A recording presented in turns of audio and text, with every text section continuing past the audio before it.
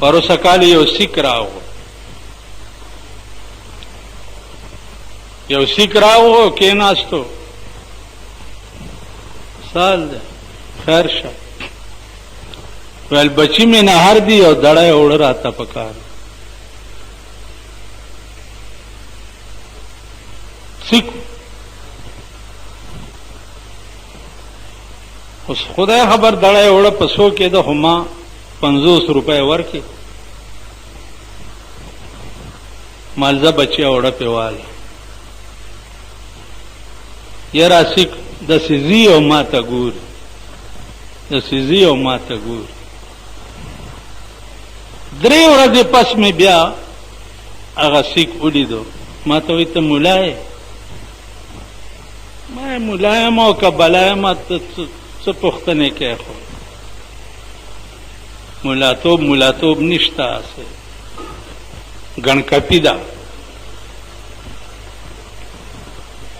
ویل زما دیړه په بیه اغستی دی، ما خو داسې سړی نه و لیدلی لکه دا ته چې مال بس پرېږده بچه. تا یو ټکی وکړو چې بچی مې نهر دی، نو که سیک وی او که هر څه وی د خدای بنده خو وی،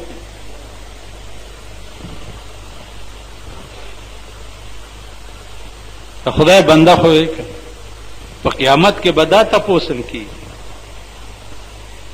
چې زه بیمارم ته به ورته داسې ولاړې،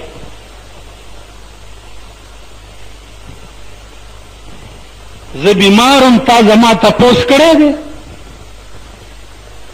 یا الله نه، زما پردی پلانې بنده بیمارو، تا سره گاون کې بیمارو، تا تپوس کړی؟ الله به دا تپوس هم کوي چې زه وږی وم، تا مال یو نوړی روټۍ را کړې، خدای به وایي زه وږی وم. یعنی دا معنا چې زما بنده تا ته ودرېدو چې زه وږی یم،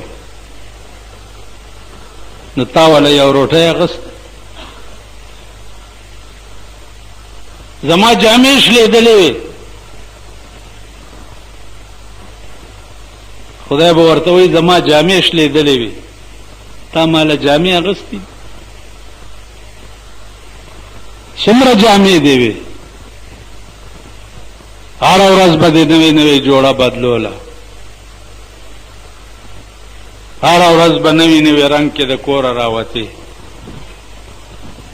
دا خانان چې دي دا د سهار په 10 بجې د کوره راوځي، او چې 9 بجې تپوس وکړې نو وایي باتروم کې دی.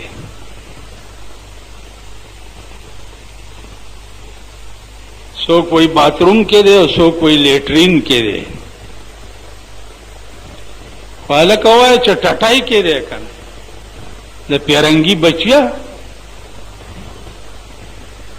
باتروم ماتروم سے یاد ہے اور لیٹرین سے یاد ہے، خواہ ٹٹائی کے دے غل کئی.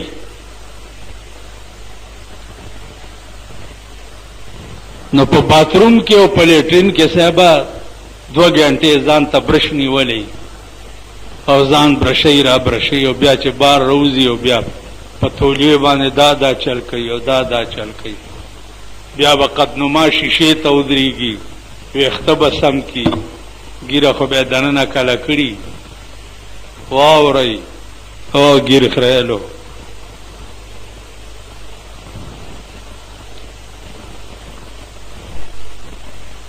مسله دا ده چا چې ګیره کله کړه او شیشه کې وکتل یا قدنما شیشې ته ودرېدو چې زه خو ډېر ښایسته ښکارم، خو که په ګیره کلیدو دا ووایي چې زه ښایسته ښکارم، په ټکي کافر شي.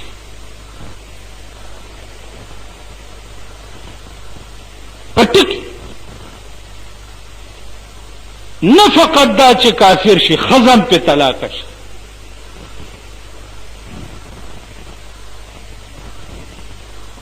دغسې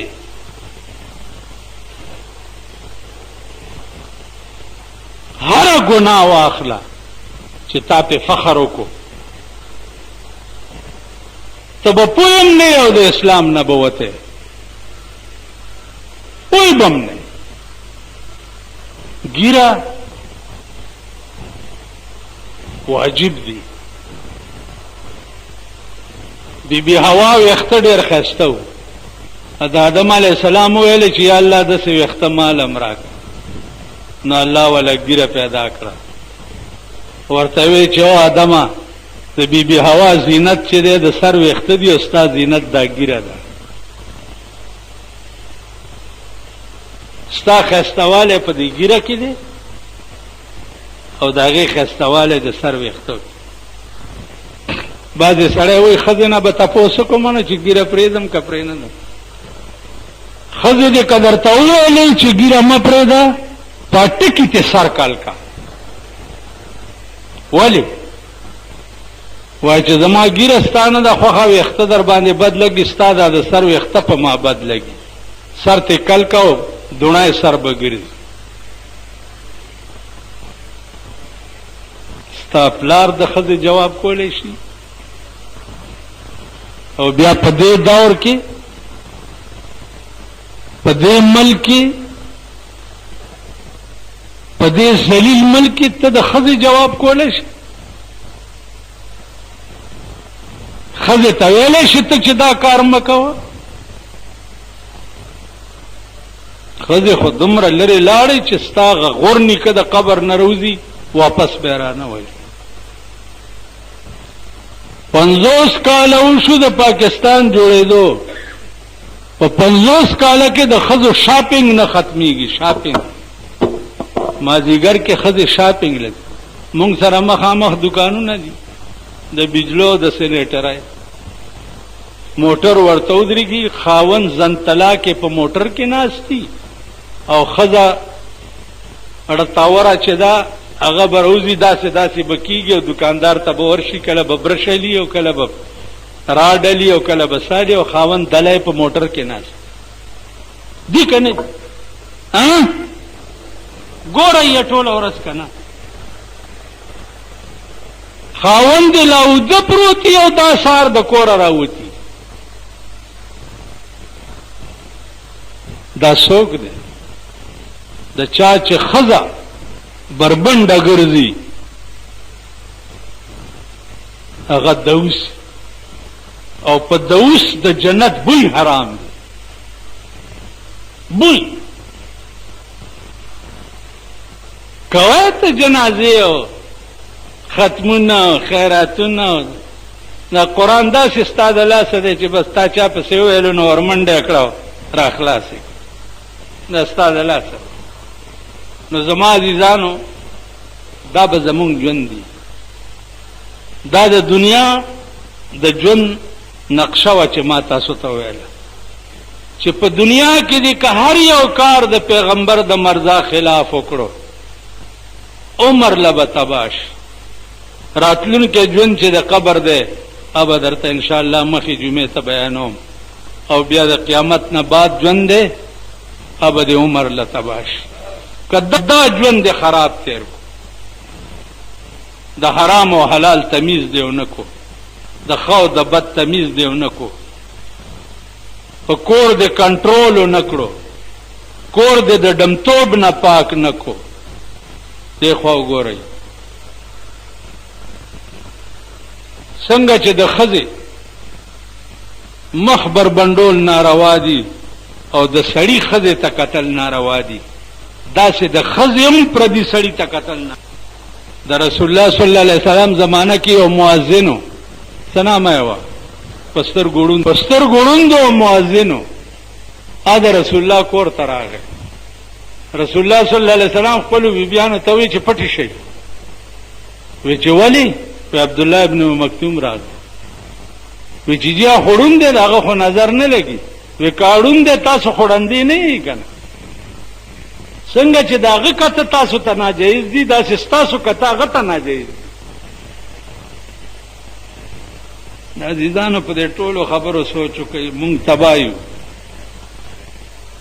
زه درته په ایمان وایم که مې دومره عقیدم شته چې په قبر کې مې کیدي، زه وایم چې لا خلک به را باندې ولاړي پاس او په ما بلاندې درزار جوړ شي، خلک به ولاړي. حدیث کې خو راځي که نه چې خلق ته روان شي او لاړ شي نو آتاهم ملکان، دو ملایکې ورته راشي او بیا راکېنئ او تپوسونه ترې کوي. زه وایم خلکو ته به نه ګوري، لا خلق به ولاړي او په ده به درزار جوړ. الله دې امان راکړي.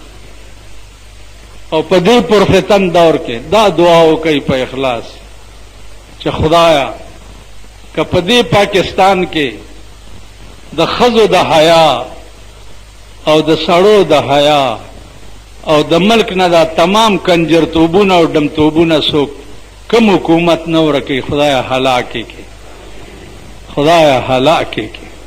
که دا درد د دې حکومت او د دې بمبرانو په زړه کې نه، خدای دې هلاک کړي او خدای دې په دې ملک داسې نظام راولي لکه په کابل چې د طالبانو نظام راغلی. نن نه 40 کاله مخکې مونږ یو میټینګ وکړو د ظفر علي شاه په کور کې.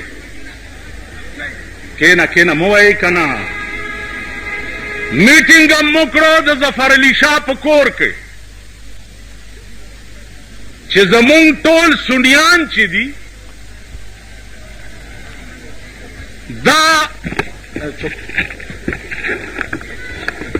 دا د شیعو ماتم خانو ته ځي، د هغې جلوسونو سره رواني او د سنیانو ښځې امام باړو ته ځي او د هغې په جنډو پورې ګوډاګي تړي، دې دپاره چې زما زوی وشي. راځئ چې د دې څه غور وکړو.